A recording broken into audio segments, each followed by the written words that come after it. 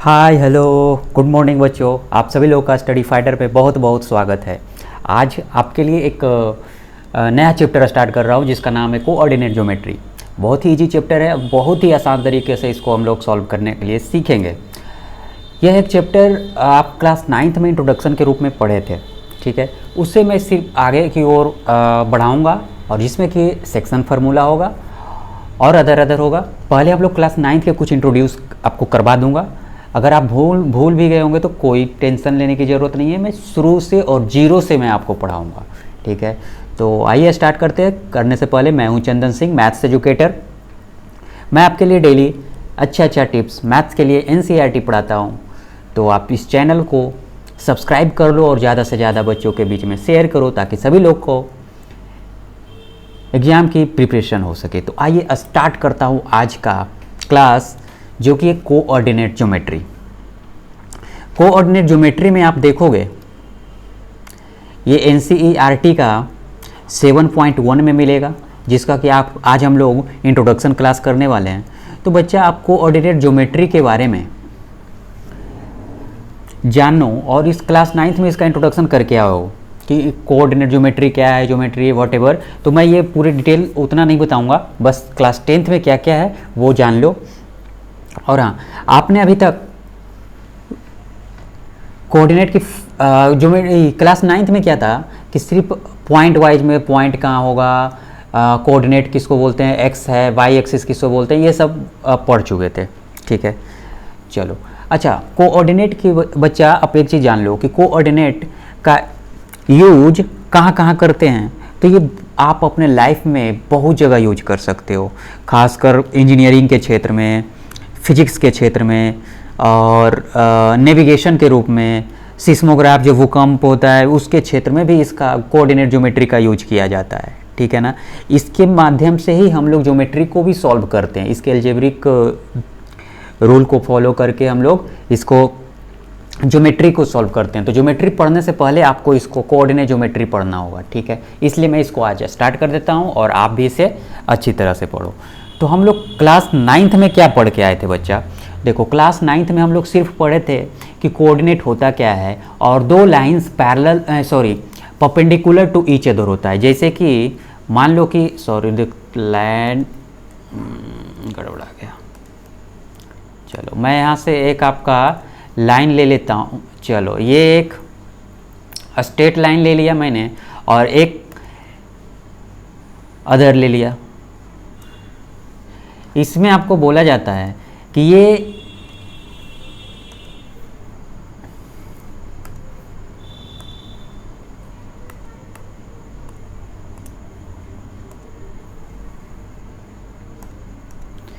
होता है x axis, इसको बोलते थे, और ये एक्स डैश बोलते हैं, और इसको वाई और ये वाई डैश हो जाता है, ठीक है। इतना तो हम लोग पढ़ते हैं।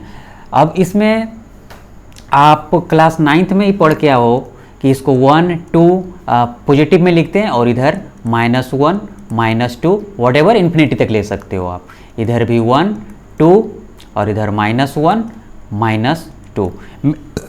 इसको हम डिटेल में पढ़ेंगे, लेकिन अभी सिर्फ जान लो कि क्लास 9th में क्या क्या पढ़ के आए थे। अगर मान लो क्लास 9th में आप जो पढ़ोगे 2 और 2 दिया हुआ होगा, ऐसा पॉइंट था, तो आप 2 और 2 को कहाँ रखोगे? यहाँ रखोगे, क्योंकि 2 इधर हो गया और 2 ये हो गया।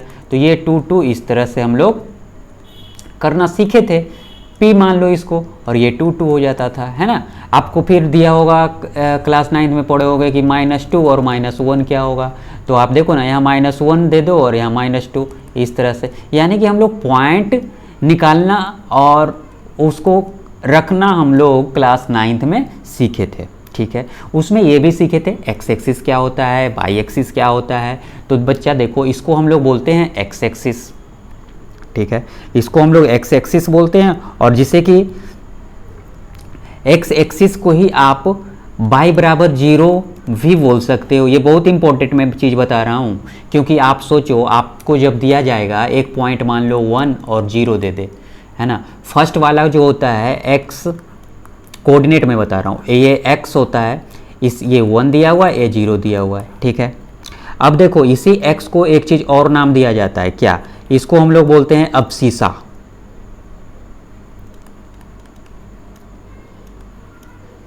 अबसीसा, और सेकेंड वाई को जो दिया रहता है वैल्यू उसको हम लोग बोलते हैं ऑर्डिनेट। तो ये आप याद रखना, ऑर्डिनेट। ठीक है, ये हो गया अबसीसा का मतलब x हो गया और इसका मतलब y हो गया। ठीक है, तो आपको मान लो कि 1 और 0 कोई दिया है और आपको एक्सिस पे रखना है, तो देखो ना 1 और 0 जब रखोगे आप तो यही रख सकते हो ना 1 0। अब इस पे देखो y क्या है, 0 है ना, तो x एक्सिस पे जहाँ जहाँ मिलेगा वहाँ वहाँ क्या हो जाएगा, y 0 हो जाएगा। अब यहाँ पे देख लो आप, ये 2 0, यहाँ 2 0 पे लाइन हो गया, तो जो ये लाइन हुआ y एक्सिस को, इसको आप बोल सकते हो x बराबर 0 का लाइन। ठीक है ना, यानी कि ये जो लाइन हुआ यहाँ पे है every value of x is 0। ठीक है, y एक्सिस पे आप कहीं भी सिर्फ y पे लाइन पे होना चाहिए, ये ध्यान रखना। लाइन पे जो भी वैल्यू होगा वो क्या मिलेगा, x बराबर 0 मिलेगा, y बराबर लाइन पे, और x एक्सिस के लाइन पे, x एक्सिस पे लाइन पे ही कोई पॉइंट आता हो तो उस पॉइंट पे x का वैल्यू तो होगा बट y का वैल्यू 0 हो जाएगा। ठीक है, आशा करता हूं कि आप लोग अच्छी तरह से समझ रहे हो। ठीक है ना, तो ये सब हम सारी बातें क्लास 9th में पढ़ लिए थे। ठीक है, इतना ही क्लास 9th में। और भी था ऑर्डिनेट, ये जो पॉइंट होता है इसको हम लोग ये वाला जो पॉइंट हुआ इसको हम लोग क्या बोलते हैं, ओरिजिन, ओरिजिन बोलते हैं। और जो कि ओरिजिन मतलब x भी 0 होगा यहाँ पे और y भी 0 होगा। ठीक है, तो ये सब सारी बातें हम लोग क्लास 9th में पढ़ के आए थे। ठीक है ना, और एक्सिस कैसा होता है, आपका पूछेगा कि एक्सिस कैसे बनता है, तो 2 lines perpendicular to each other. ठीक है, 2 लाइन को हम लोग परपेंडिकुलर कर देते हैं ईच अदर, तो ये जो लाइन बनता है इसी को तो एक्सिस बोलते हैं ना। ठीक है, और इसमें पढ़ के आए थे, इसमें हम लोग एक चीज़ और पढ़ के आए थे और वो था साइन। साइन भी करना सीखे थे हम लोग, किस में प्लस और किस में माइनस होता है। ठीक है, तो वो सब सारी बातें हम लोग फिर से एक बार जानेंगे। जैसे कि आप मान लो, चलो मैं साइन अभी आपको बताता हूँ।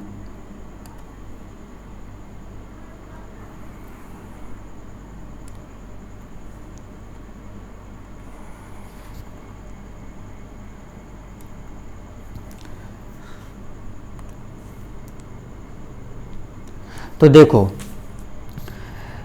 इसमें इसको x एक्सिस रखते थे बच्चा, ये हो गया x डैश, ये हो गया आपका y, और नीचे का जो पॉइंट हुआ ये हो गया आपका y डैश।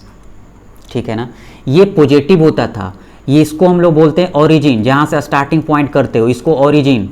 ओरिजिन, ओरिजिन के राइट साइड में जब जाओगे तो ये पॉजिटिव साइन के साथ जाएगा, है ना। यहाँ मतलब 1 2 3 4 4 5, और इसके लेफ्ट साइड में जब आप बढ़ोगे तो ये निगेटिव जाएगा। ठीक है, इसी तरह से आप इन्फिनिटी तक लिख सकते हो। इसी तरह 0 से जब y के ऊपर की ओर बढ़ोगे तो ये पॉजिटिव मिल जाएगा, y यहाँ पे पॉजिटिव होगा, और x को जब नीचे, y को जब नीचे की तरफ आओगे तो ये निगेटिव में देगा वैल्यू, देख लो आप, निगेटिव में देगा। अब यहाँ पे आप देखो, इसको हम लोग बोलते हैं, ये जो घर हुआ ना पूरा 90 डिग्री फर्स्ट वाला घर, इसको हम लोग बोलते हैं फर्स्ट कोऑर्डिनेट, इसको हम लोग बोलते हैं फर्स्ट कोऑर्डिनेट।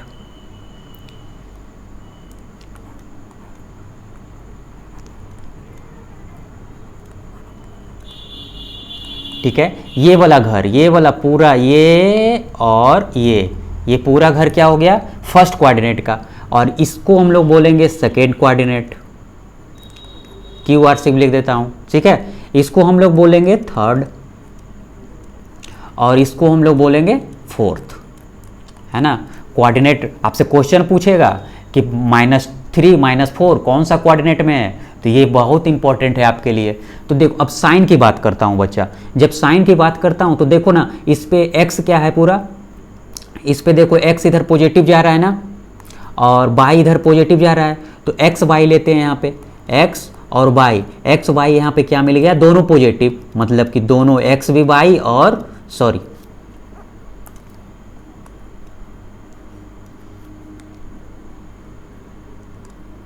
x भी y, x भी प्लस और y भी आपका प्लस मिलेगा इस पे। अब सेकेंड में आ जाओ, इसमें देखो, और हाँ याद रखना हमेशा कि जब कोऑर्डिनेट लिखते हैं 2 और 3 तो पहले वाला हमेशा x होगा और बाद वाला y देगा, ठीक है। तो साइन भी आप इसी तरह से आप देख लेना।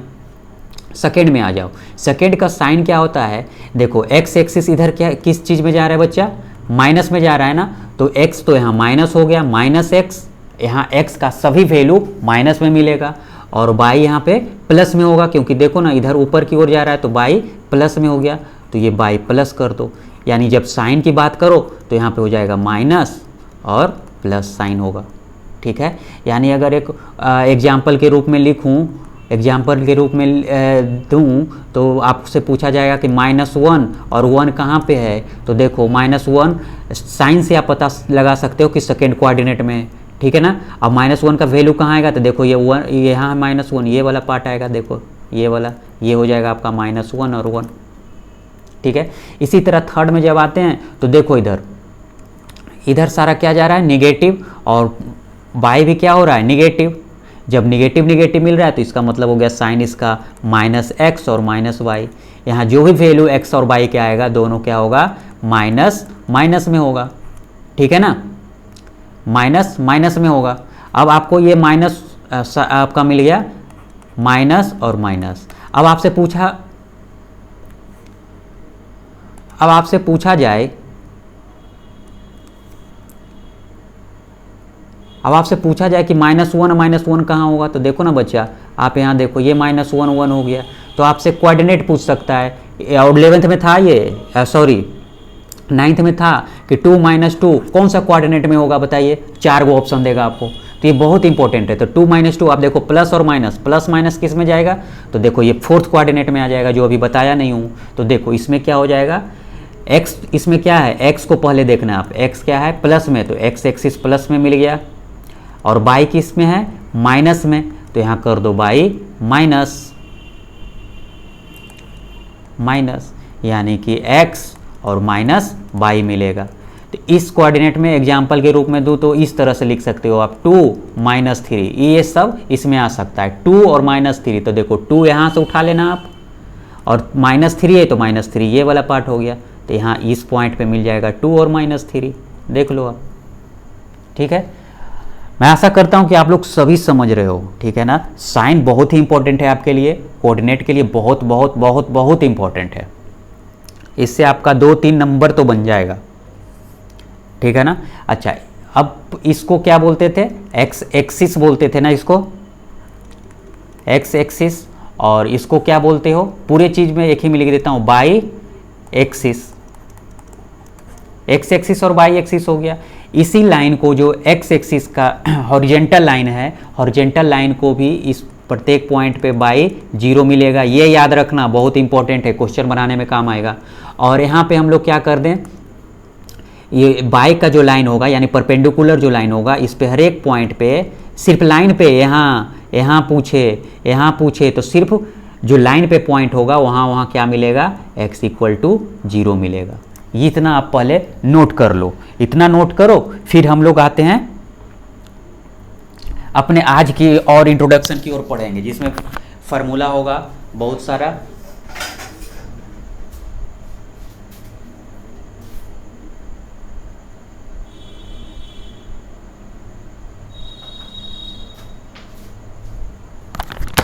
और हम लोग जानेंगे इसमें डिस्टेंस फार्मूला निकालने के लिए, तो ये सब और आगे करेंगे।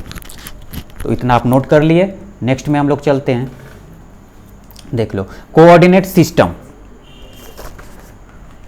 कोऑर्डिनेट सिस्टम, इसके बारे में आपको शायद साफ दिख नहीं रहा है, अब देख लो। चलो कोऑर्डिनेट सिस्टम के बारे में पढ़ते हैं। इन 2 dimension coordinate geometry B use generally 2 types of coordinate system. हम लोग जो पढ़ने वाले हैं 2 टाइप्स के जनरली होता है, ठीक है। पहला है कार्टेशियन और उसी को बोलते हैं रेक्टेंगुलर कोऑर्डिनेट सिस्टम, और दूसरा है पोलर कोऑर्डिनेट सिस्टम। तो पोलर तो हमको जाकर पढ़ेंगे 11th में, अभी जो 10th में आपको यूज करना है फर्स्ट वाला यूज करना है, फर्स्ट वाला ही आपको पढ़ना है, कार्टेशियन और रेक्टेंगुलर कोऑर्डिनेशन, ठीक है ना। कार्टेशियन जो फर्स्ट वाला जो होता है कार्टेशियन, ये इसको हम लोग किस लिख सकते हो आप, in Cartesian coordinate system be represent, इसको जो कार्टेशियन को रिप्रेजेंट करते हैं ये करते हैं एक्स और वाई से, जो अभी पीछे बता रहा था, है ना। यहाँ सब 10th स्टार्ट कर रहे हैं, वो उधर तो अभी तक 9th में ही हम लोग थे।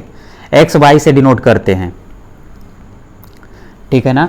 जिसमें से एक्स क्या हो जाता था बच्चा, एक्स को हम लोग बोलते हैं अबसीसा, एक्स कोऑर्डिनेट जो आएगा इसको हम लोग बोलते थे अबसीसा, और वाई को हम लोग क्या यहाँ बोलेंगे ऑर्डिनेट, ठीक है। यानी आपसे पूछा जाए कार्टेशियन फॉर्म, तो दिस इज कॉल्ड कार्टेशियन 2 और 3, इसको हम लोग कार्टेशियन फॉर्म के रूप में, यानी कोऑर्डिनेट, एक्स कोऑर्डिनेट, ये क्या हो गया एक्स कोऑर्डिनेट, और ये हो गया आपका वाई सेकेंड वाला वाई कोऑर्डिनेट। तो एक्स को ही आपको पूछे अबसीसा तो उसी को एक्स कोऑर्डिनेट बोलेंगे, ऑर्डिनेट तो वाई कोऑर्डिनेट बोलेंगे, ठीक है ना। चलो साइन आपको समझ में आ गया, कोऑर्डिनेट किसको बोलते हैं ये समझ में आ गया, एक्स एक्सिस वाई एक्सिस किसके बोलते हैं ये समझ में आ गया, ठीक है ना। तो आपके लिए सेकेंड वाला नहीं पढ़ना है तो सेकेंड की बस चर्चा नहीं करेंगे, वो 11th में पढ़ना आप, तो वहां पे चर्चा करेंगे। चलो अब आते हैं डिस्टेंस फार्मूला, जो कि एक्सरसाइज 7.1, हम जैसे जैसे एनसीईआरटी का 7.1 है तो सिर्फ 7.1 का ही इंट्रोडक्शन इसमें मैं दे रहा हूं। अब डिस्टेंस फार्मूला देख लो, डिस्टेंस फार्मूला में मानो पहले कोऑर्डिनेट बना लो, ये क्या हो गया एक्स मिल गया आपका, जो कि बता चुका हूं, इसको एक्स डैश बोलते हैं, इसको वाई बोलते हैं, और नीचे को वाई डैश बोलते हैं, ठीक है ना। अब मान लो आपको 2 पॉइंट दे दिया है, एक ये जिसको आप मान लो ए और इसको बी मान लो, ठीक है ना। अच्छा अब इसको लिख लो कार्टेशियन फॉर्म में, तब ए का पॉइंट क्या हो सकता है, हो सकता है यहाँ पे x1 और क्या होगा y1, और इसको मान लो आप x2 होगा और y2 होगा, ठीक है ना। x1 हो सकता है और y2 हो सकता है, y2 हो सकता है, ठीक है। अब हम लोग इसको फार्मूला को प्रूव कर रहा हूँ, ठीक है ना। अब यहाँ से इसको नीचे परपेंडिकुलर इसको ड्रॉ करो, इसको भी नीचे परपेंडिकुलर ड्रॉ करो, और इसको यहाँ से मिला दो आप। जब मिलाओगे तो देखो आपको एक क्या मिल गया, राइट एंगल ट्रायंगल मिल गया, जो कि ये 90 डिग्री हो गया, है ना, 90 डिग्री हो गया। अब देखो बच्चा, यहाँ से यहाँ तक का डिस्टेंस हो गया, क्या लिखा हुआ है यहाँ x2, तो इसका मतलब यहाँ से यहाँ तक का डिस्टेंस क्या है x2, यहाँ x1 लिखा हुआ है, तो इसका मतलब यहाँ से यहाँ तक का डिस्टेंस आपका क्या दिया हुआ है x1 दिया हुआ है। इसी प्रकार से यहाँ तक का डिस्टेंस हो गया आपका y2, और यहाँ से ये पॉइंट A से नीचे जब आओगे तो ये हो गया आपका y1, ठीक है ना, y1। अब इसको A B, इसको आप मान लो C, कोई पॉइंट है जिसको आप मान लो C, ठीक है, C मान लिए। y1 डिस्टेंस हमको सब पता चल गया, y2। अब यहाँ से देखो ये राइट एंगल ट्रायंगल बनाना, तो अब देखो पाइथागोरस का फार्मूला लगा दो। यहाँ से आपको निकालना क्या है, निकालना है आपका ए और बी का डिस्टेंस, क्योंकि डिस्टेंस फार्मूला निकाल रहे हैं हम लोग, तो ए और बी के बीच में डिस्टेंस कितना है ये पूछा जा रहा है, ठीक है ना। तो आप इन ट्रायंगल ए बी सी में देखो, इन ट्रायंगल ए बी सी में देखो, तो यहाँ पे क्या बन जाता है, पाइथागोरस यूज कर लो आप, ए बी का स्क्वायर इक्वल टू ए सी का स्क्वायर प्लस बी सी का स्क्वायर कर सकते हैं। चलो ए बी निकालना है आपका, ए सी क्या दिया हुआ है देख लो, ए सी कितना निकल जाएगा, जब यहाँ से यहाँ तक का डिस्टेंस x2 है तो ए सी बराबर आपका क्या निकल जाएगा x2 माइनस x1, ठीक है। अब दूसरा है बी सी,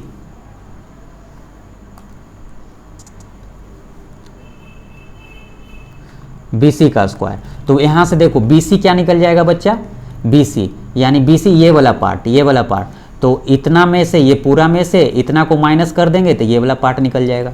तो आप कर दो BC equal to by2 minus by1, क्योंकि by2 पूरा दिया हुआ है, by1 से माइनस कर दो तो BC पता चल गया। अब देखो AC बराबर क्या लिख सकते हो आप, ये वाला लिख दो आप यहाँ से x2 माइनस x1 का स्क्वायर, BC बराबर क्या लिख सकते हो आप by2 माइनस by1 का स्क्वायर, ठीक है। अब कर दो आप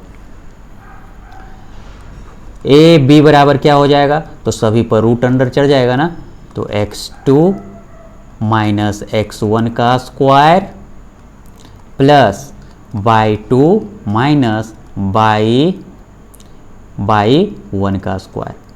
ठीक है ना, यही बच्चा आपका निकल गया फार्मूला, डिस्टेंस फार्मूला। इसी को this is called distance formula. यही आपका मेन इंपॉर्टेंट है ये फार्मूला। डिराइव तो आपको पूछेगा नहीं, बट आपको फार्मूला बहुत ही इंपॉर्टेंट है। इसी से आगे देखना, मैं बहुत सारा क्वेश्चन बनाने वाला हूँ।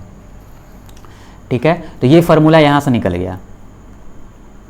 अब इसमें देखो सेकेंड वाला पार्ट देखो, in particle the distance of the point P X Y from the origin. मान लो कि यहाँ कोई दिया हुआ है, यहाँ कोई पॉइंट है P और यहाँ से आपको ओरिजिन से पूछ दिया है, ओरिजिन से आपका डिस्टेंस पूछ दिया है। तो देखो इसको इस फार्मूला पर भी सेट कर दो, या तो इसका फार्मूला भी होता है, ये भी देख लो, x और y इसको मानो और ओरिजिन तो हमेशा 0 0 हो जाएगा, है ना। अब ए बी का डिस्टेंस का फार्मूला क्या होता है, लगा दो।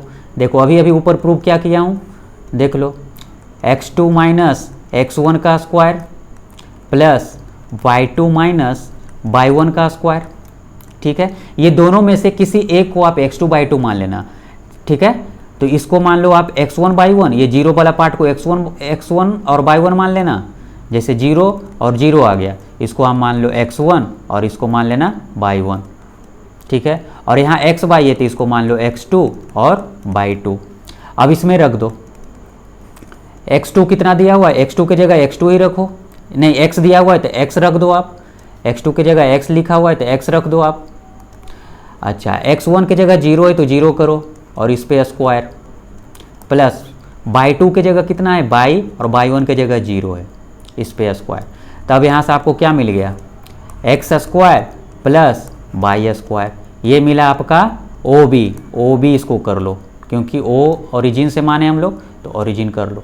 तो आप यहाँ से क्या कर सकते हो, डायरेक्ट देखो ये फार्मूला आ गया। जब भी आपको ओरिजिन से पूछे डिस्टेंस, तो जो x और y दिया हुआ है उसको स्क्वायर करके रूट अंडर कर देना, तब वो वहाँ से आपका फार्मूला निकल जाएगा। ठीक है ना, तो डिस्टेंस फार्मूला यहाँ से क्लियर। 7.1 NCERT पूरा इसी पे आधारित है, इसी पे आधारित वो बन जाएगा। चलो अब चलते हैं नेक्स्ट आगे, कुछ पॉइंट जो कि यूज करने वाले हैं हम लोग, देख लो। अच्छा, कोलिनियर आ गया आपका। कोलिनियर किसको बोलते हैं, आपका यूज होने वाला है collinear. Collinearity of the 3 points. देखो बच्चा, आपको इसको समझाता हूं, पहले इसको समझ लेना कोलिनियर को। इसको समझो कि ये जो हमेशा होगा, एक लाइन दे दे आपको, एक लाइन दे दिया, लाइन में आपको एक पॉइंट यहाँ दे दे, लाइन सेगमेंट इसको बोलते हैं ना, हम लोग पढ़ चुके हैं 9th में, बी, और थर्ड पॉइंट दे दे सी आपका। ठीक है, तो एक स्ट्रेट लाइन में जब 3 पॉइंट एक ही लाइन पे हो तो आप इसको कोलिनियर बोल सकते हो। ठीक है ना, आप इसे लिख भी सकते हो, 2 line segment is equal to the length of the third line segment. ये, और इसको प्रूव करने के लिए ये क्या हो जाता है, ऐसे आप इसको लिखना चाहते हो तो लिख लो। जैसे कि यहाँ लिखो, let A B and C 3 given point, आपको गिवन दिया रहेगा, गिवन पॉइंट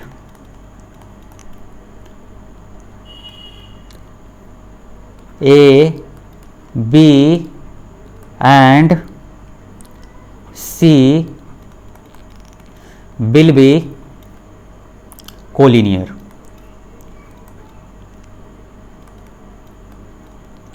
कोलिनियर है ना, राइटिंग थोड़ा प्रॉब्लम है, इस पे नहीं चल रहा है तो आप ध्यान दें, उतना दिखाई दे ही रहा होगा।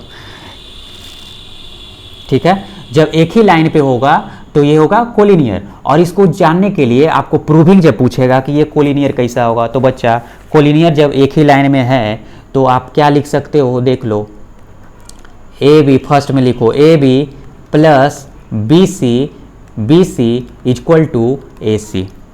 ठीक है, ए हो गया ए बी सी प्लस ए सी। अगर आपको यहाँ दे दे ये, और कोलिनियर आपको किस टाइप में देगा, मान लो कि यहाँ 2 3 दे दिया, यहाँ 3 2 दे दिया, और यहाँ पूछ दिया 6 और 7, तो आपको बोलेगा कि दिस लाइन से जो कोऑर्डिनेट, तो आप क्या करोगे, ए बी का डिस्टेंस फार्मूला लगाया हूँ, तो ए बी का डिस्टेंस निकालना, बी सी का डिस्टेंस निकालना और ए सी का डिस्टेंस निकाल देना। जब ए सी दोनों का डिस्टेंस निकालोगे तो ए बी और बी सी को ऐड करके ए सी के बराबर आ गया, तो मान लेना कि दिस इज ए कोलिनियर। ठीक है, ये इसके लिए हो गया, ये इसके लिए। अब मान लो इसी तरह, मान लो कोई पिक्चर इस तरह से रहा, बी ए और सी, इस तरह से पिक्चर रहा, तब आपको इसमें कोलिनियर कैसे करोगे, इतना का डिस्टेंस प्लस इतना का डिस्टेंस और प्लस ये टोटल का डिस्टेंस, मतलब कि B A plus A C equal to B C. और सब में कौन सा यूज होगा, डिस्टेंस फार्मूला यूज होने वाला है बच्चा, सब ध्यान देना आप, सभी में डिस्टेंस फार्मूला यूज होगा। थर्ड आपसे पूछ दे, इस तरह से दे दे आपको, कभी कभी यहाँ ए सी दे देगा, सी दे देगा, यानी कहीं दे दे तो आपको गड़बड़ नहीं करना है। अब ये दे देगा तो इतना को ऐड कर दो और इतना को ऐड कर दो और इक्वल टू टोटल से कर देना, यानी कि A C plus B C equal to A B. ठीक है ना, मैं आशा करूँ ना कि आप लोग समझ रहे हो, नीचे कमेंट करके ज़रूर बताना। चलो, ये कोलिनियर प्रूव हो गया। अब इसमें होता है नॉन कोलिनियर, किसको बोलते हैं, तो जो कोलिनियर नहीं है वो नॉन कोलिनियर हो गया। नॉन कोलिनियर मतलब जो भी जिगजैग हो, ये और ये, है ना, तो ये क्या हो गया, नॉन कोलिनियर। नॉन कोलिनियर जो कि स्ट्रेट लाइन, जो 3 पॉइंट्स एक लाइन में नहीं हो, this is called non collinear, non collinear. और बच्चा एक चीज़ ध्यान देना कि कोलिनियर, ये जो कोलिनियर होगा वो स्ट्रेट लाइन में ही होगा, ठीक है, स्ट्रेट लाइन में होगा। उसके अलावा जो भी ये जिगजैग इस तरह से इस तरह से इस तरह से पूछेगा तो ए बी सी दे दे, तो A B C is A B and C is not collinear, तो यहाँ लिख लेना ये कोलिनियर नहीं होगा, सिर्फ स्ट्रेट लाइन में ही होगा, तो वो कोलिनियर प्रूव हम लोग करेंगे। ठीक है, चलो अब इसमें और आपका क्या यूज होने वाला है, कोलिनियर नॉन कोलिनियर आप समझ गए होंगे। चलो अब इसमें कुछ ज्योमेट्रिक फिगर है। ज्योमेट्रिक फिगर आप जानते हो कि for an isosceles triangle, isosceles triangle में क्या होता है, आइसोसेल्स ट्रायंगल क्या होता है आप जानना जरूरी है, आप, मैं जानता हूं कि आपको पता भी है। आइसोसेल्स ट्रायंगल में 2 साइड आर इक्वल, इसको क्या बोलते हैं, 2 साइड्स आर इक्वल। आपको पता चल जाएगा आगे कि हम ये क्यों आपको बताए हैं। ठीक है ना, मान लो कि ये कोई ट्रायंगल है और इसमें ये साइड इक्वल है, ठीक है ना, ये कोऑर्डिनेट के फॉर्म में है ना बच्चा, तो आप इसका मान लो कि x1 और y1 दिया हुआ है, यहाँ पे आपको x2 और y2 दे दिया है, और ये आपका x3 और y3 दे दिया है, कोऑर्डिनेट में देगा।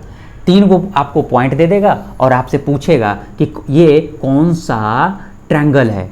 ठीक है, 3 पॉइंट आपको दे देगा कोऑर्डिनेट के फॉर्म में और आपसे पूछ देगा कि ये कौन सा ट्रायंगल है।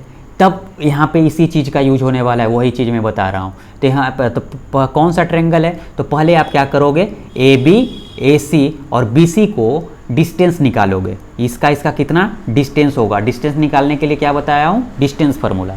डिस्टेंस निकालने के बाद अब आप इतना ट्रायंगल में से तय करोगे कि 2 साइड उसका इक्वल आया है, कि सभी साइड इक्वल है, कि राइट एंगल ट्रायंगल फॉर्मेट होगा, तो ये आपको देखना पड़ेगा। तो इसके लिए ये सब आपको जानकारी होना बहुत इंपॉर्टेंट है। ठीक है, तो ये डिस्टेंस फार्मूला देखो ना, आगे जब करेंगे तो पता चलेगा। इक्विलेटरल ट्रायंगल क्या होता है बच्चा, 3 साइड इक्वल कर दो, ये ए यानी ए बी बराबर बी सी बराबर सी ए, है ना, तो यानी जब कोऑर्डिनेट में करेंगे तो तीनों साइड अगर इक्वल हो गया तो इसका मतलब हुआ कि ये क्या है, इक्विलेटरल ट्रायंगल है। ठीक है ना, इसका मतलब क्या समझेंगे, इक्विलेटरल ट्रायंगल है।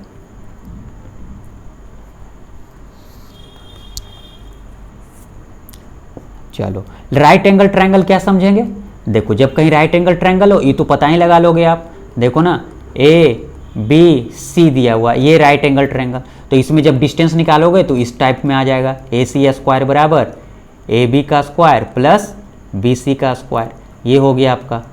इस डिस्टेंस में आ गया तो आपको मान लेना कि ये राइट एंगल ट्रायंगल है। ठीक है ना, अच्छा रोम्बस को हम लोग कैसे जानेंगे, ये सब हम कोऑर्डिनेट के फॉर्म में बता रहा हूँ बच्चा, ध्यान देना आप, कोऑर्डिनेट से सबको निकालेंगे, डिस्टेंस निकालो फिर कंपेयर करना कि कौन सा ट्रायंगल है।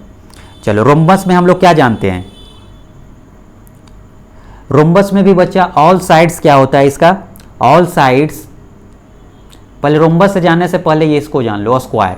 स्क्वायर क्या हो जाता है, all sides are equal. Equal मतलब कि जब आपको इस तरह से दे दे तो इसका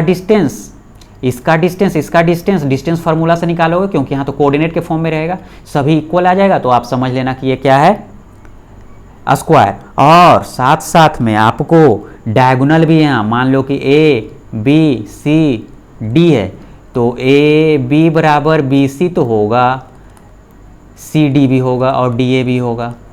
और इसका जो ये डायगोनल हुआ, ये डायगोनल भी बराबर होना चाहिए, ए सी बराबर ए डी, ये इंपॉर्टेंट चीज़ है। अब इसको रोम्बस में आ जाओ, ऑल साइड्स आर इक्वल। देखो रोम्बस में वही कहता है जो स्क्वायर का पार्ट है, ऑल साइड्स आर इक्वल, ठीक है ना।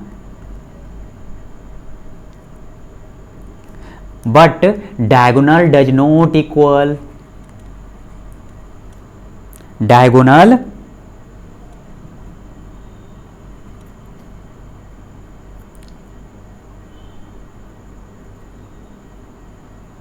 स्पेलिंग देख लेना, डी आई ए है, डायगोनल डज नॉट इक्वल, ठीक है, ये इंपॉर्टेंट है। अगर डायगोनल इक्वल आ गया तो वो स्क्वायर हो जाएगा और साइड भी बराबर होना चाहिए, और डायगोनल जिसका नहीं इक्वल हुआ तो वो क्या हो जाएगा, रोम्बस होगा। रेक्टेंगुलर में क्या हो जाएगा बच्चा, अपोजिट साइड आर इक्वल, है ना। ये मान लो रेक्टेंगुलर है तो इसमें क्या करना, अपोजिट साइड इक्वल, ये इक्वल आ जाए और ये इक्वल आ जाए तो आप क्या कर लेना, अपोजिट साइड आर इक्वल, तब वहाँ से पता कर लेना डिस्टेंस फार्मूला से, और इसका डायगोनल भी क्या हो जाएगा, इक्वल हो जाएगा, ये डायगोनल भी इसका इक्वल आ जाएगा। चलो पैरेललोग्राम में क्या हो जाएगा, अपोजिट साइड्स आर इक्वल, क्योंकि पैरेललोग्राम जस्ट लाइक किसका काम करता है, पैरेललोग्राम जस्ट लाइक किसका काम करता है बच्चा, जस्ट लाइक रेक्टेंगुलर का। तो opposite side are equal, opposite side are equal कहने का मतलब कि इसका डिस्टेंस और इसका डिस्टेंस बराबर होना चाहिए, इसका डिस्टेंस और इसका डिस्टेंस बराबर होना चाहिए। और ये डिस्टेंस कहाँ से निकालोगे आप, डिस्टेंस फार्मूला से, और आपको ये कोऑर्डिनेट दे देगा x1/1 के टर्म में, ये दे देगा आपको x2/2 के टर्म में, और x3/3 के टर्म में, और इसको दे देगा x4/4 के टर्म में। देखो ना आगे क्वेश्चन करूँगा तो आपको अच्छी तरह से और सॉल्व हो जाएगा। और इसका क्या होगा, डायगोनल डज नॉट इक्वल, इसमें भी डायगोनल इक्वल नहीं होगा, ठीक है ना, डायगोनल डज नॉट इक्वल। और रेक्टेंगुलर में क्या हो रहा था, आमने सामने की जो भुजा है वो तो बराबर होगा ही, opposite sides are equal but diagonal are equal. और पैरेललोग्राम में क्या हो गया, opposite sides are equal but diagonal does not equals, ठीक है ना। तो इतना तो हो गया आपके लिए। अब चलो कुछ क्वेश्चन करते हैं हम लोग। क्वेश्चन नंबर आपका ये रहा फर्स्ट। अब आपको यहाँ से समझ में आएगा कि मैंने क्या क्या आपको बताया और कितना इम्पोर्टेंट था, ठीक है, वो कितना इम्पोर्टेंट था। देखो क्वेश्चन पढ़ो, do the points 3 2 -2 3 2 2 3 2 from the triangle, triangle के फॉर्म में, if the name of the type of format. देख लिए ना, आपसे पूछ लिया ना, देखो कौन सा ट्रायंगल है वो पूछ दिया। अब इसमें से आप देखो कि कौन सा ट्रायंगल होगा, इतना ट्रायंगल है आपके पास। अब जो इसमें से जो रूल फॉलो कर गया वो हो जाएगा। तो इसको निकालने के लिए फर्स्ट देख लो आप, एक बताता हूँ, मान लो एक ट्रायंगल, अभी नहीं पता हमको कि कौन सा राइट एंगल ट्रायंगल होगा, क्या होगा हमको नहीं पता, ठीक है। अब ए बी सी को रख लो, यहाँ मान लो ए को, इसको मान लेना ए, इसको मान लो बी और इसको मान लो सी। तो ए दिया हुआ है आपका 3 2, बी आपका दिया हुआ है -2 -3, और सी आपका दे दिया है 2 और 3, ठीक है, इतना दिया हुआ है। तो इसको जानने से पहले कौन सा ट्रायंगल है, तो आप सबसे पहले डिस्टेंस फार्मूला को यूज करोगे। डिस्टेंस फार्मूला, पहले ए बी का डिस्टेंस फार्मूला निकालो। ए बी डिस्टेंस फार्मूला हम लोग क्या बोले थे, देखो जिसके जिसके बीच निकाल लेना, उसको एगो को दूसरे को x2 मान लेना और पहले को x1 मान लेना। मान लो इसको x2 और ये /2, और इसको मान लेना x1 और इसको /1, यानी कि जिसके बीच निकाल रहे हो आप, तो b को a से माइनस कर देना। देखो √x2 था, तो x2 हो गया कितना आपका, देख लो x2 कितना है -2, तो यहाँ करो -2, माइनस x1 कितना है 3, तो यहाँ कर दो 3, का स्क्वायर प्लस बाई टू कितना दिया हुआ है -3 और minus by 1 equal to square. देखो ना ये जो टर्म हो गया जिसके जिसके बीच का निकालना, तो b का x और a का x माइनस कर देना, ठीक है। b का x और a का x माइनस कर दिए। फिर देखो b में b का फॉर्म बाई कोऑर्डिनेट देख लेना और x का बाई कोऑर्डिनेट कर देना और माइनस कर देना दोनों में, ठीक है ना। चलो इसका आप निकाल लो क्या हो जाएगा। ये बन गया आपका क्या 3 2 5 5 का स्क्वायर और ये भी बन गया 5 का स्क्वायर, यानी मिल गया आपका √50। यहाँ से क्या मिला √50। इसी प्रकार से आप BC निकालो। BC निकालने के लिए क्या बोले बच्चा, डिस्टेंस फार्मूला, सभी में डिस्टेंस फार्मूला है ना। डिस्टेंस फार्मूला आपको याद है ना, देख लो आप, ये वाला यही वाला यूज कर रहा हूँ, x2 - x1। चलो अब देखते हैं BC निकालने के लिए C का कोऑर्डिनेट देखो, C में इसको x क्या है यहाँ 2, तो यहाँ लिख देना 2। इसमें क्या है 3, तो यहाँ माइनस करके 3, दूसरे वाला से पहले वाला माइनस कर देना, ये तरीका होता है। और बीच में प्लस, फिर बाई देख लेना, बाई के साथ माइनस कर लेना, x के साथ कंपेयर कर लेना, है ना। चलो वो ईजी है। ये बन गया आपका 1 का स्क्वायर, क्योंकि 2 - 3 1 हो जाएगा, 3 - 1 ये भी स्क्वायर हो गया, ये आपका मिल गया √2। अब कौन निकल गया देखो आपका, इसका डिस्टेंस निकल गया, ए बी निकल गया √50 और BC आपका निकल गया √2। अभी हमको चाहिए AC, क्योंकि जब तक तीनों नहीं निकालेंगे तब तक कोई उपाय नहीं है। AC देखो यहाँ, अच्छा ये AC ही था बच्चा, ये AC था। अब निकालेंगे हम लोग BC निकालो। ये B पहले वाला B और C में देखो x कितना है 2, तो C का x 2 लिखो। B में देखो x कितना है -2, तो यहाँ माइनस और -2 कर दो स्क्वायर प्लस, फिर देखो C में बाई कितना है, तो बाई है 3 और B में बाई कितना है -3 कर दो, इसका स्क्वायर कर दो आप, ठीक है। अब देखो ये क्या बन गया 2 2 4 4 2 6, 6 का स्क्वायर कितना बन जाएगा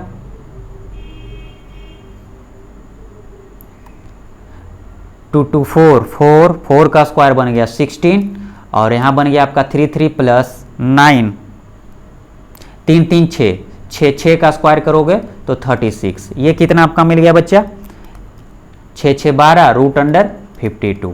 तो ये जो टर्म आपका आ गया ये वाला, ये तो √2 आया, ये तो √2 आया और BC कितना आ गया बच्चे आपसे, ये आ गया √52।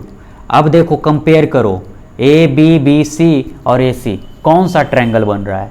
तो देखो बच्चा ये जो BC है, अब यहाँ करो BC स्क्वायर बराबर AB का स्क्वायर प्लस BC का स्क्वायर, ठीक है। BC का वैल्यू कर लो कितना है, हम एक सोच लिए कि ऐसा करो तो देखो आ जाएगा, ये एक राइट एंगल ट्रायंगल है, इसका वैल्यू रख दो यहाँ 52 का स्क्वायर।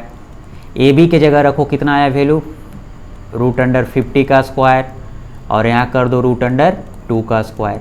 ये क्या मिल गया आपका देखो 52 मिला और यहाँ 50 मिला और यहाँ 2 मिला, यानी ये प्रूव हो गया 52 बराबर 52।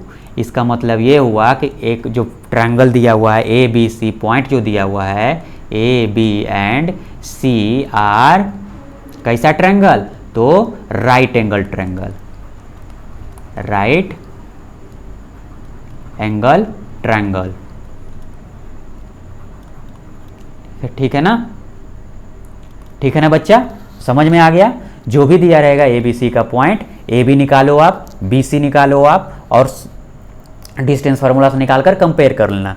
डिस्टेंस फार्मूला निकालने के लिए क्या बोले थे हम लोग, AB निकालोगे तो B का x ले लेना और A का x माइनस कर देना, फिर B को देखो बाई में ले लेना, उसी तरह से बाई B का बाई और A का बाई माइनस कर लेना, इजी है। चलो नेक्स्ट क्वेश्चन देखो, क्वेश्चन नंबर 2। इसमें शो डेट करना है कि वर्टिसेस इतना है और इसमें भी आपसे पूछा जा रहा है कि ये स्क्वायर है कि नहीं है ना। तो ये स्क्वायर है कि नहीं है, आप पहले एक स्क्वायर बनाओ, यहाँ पे लिखो A, यहाँ दो B, यहाँ C और ये D, ठीक है। इसको मान लेना A, इसको B, इसको C और इसको D। A का वैल्यू दिया हुआ है 1 7 रखो यहाँ, BC का वैल्यू दिया है 4 2 रखो यहाँ, C का वैल्यू रखो -1 और -1, है ना, और डी का रखो -4 और 4। अच्छा, स्क्वायर कह रहा है, स्क्वायर में हम लोग देखो यहाँ क्या पढ़े थे, यहाँ देखो स्क्वायर क्या कहता है, स्क्वायर कहता है कि ऑल साइड्स आर इक्वल और डायगोनल एल्सो इक्वल। ठीक है, तो इतना मिल जाएगा डिस्टेंस फार्मूला से, तब हम लोग बना लेंगे सही। यानी इतना बराबर इतना, इतना बराबर इतना, चारों मिल जाना चाहिए और बी डी बराबर ए सी मिल जाना चाहिए, ये मिल जाना चाहिए, तब हम लोग समझेंगे कि ये सही है। तो आइए देखते हैं बारी बारी से। पहले हम लोग ए बी को देखेंगे।